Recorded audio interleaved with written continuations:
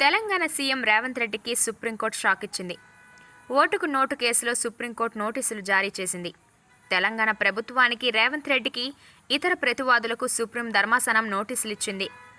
రేవంత్ రెడ్డిపై ఓటుకు note case నమోదైన సంగతి తెలిసిందే. ఈ కేసు విచారణ ఇంకా కొనసాగుతుంది. అయితే ఈ కేసు విచారణను తెలంగాణ నుంచి మధ్యప్రదేశ్లోని భోపాల్కు మార్చాలని కోరుతూ మాజీ మంత్రి బీఆర్ఎస్ నేత జగదీష్ రెడ్డి సుప్రీంకోర్టులో పిటిషన్ దాఖలు చేశారు. ఈ ట్రాన్స్ఫర్ పిటిషన్ను justice B R Gavai, justice Sandeep Mehta ధర్మాసనం విచారణ జరిపింది.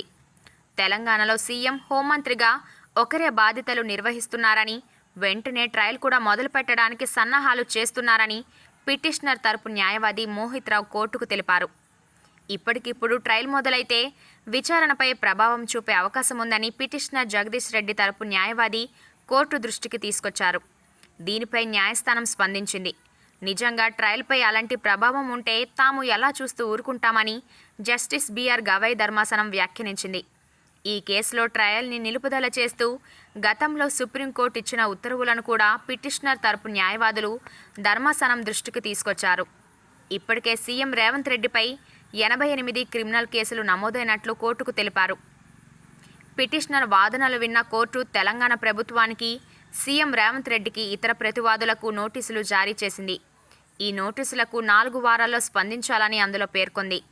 అయితే ఈ నోటీసులపై రేవంత్, తెలంగాణ ప్రభుత్వం ఎలా స్పందిస్తుందో చూడాలి.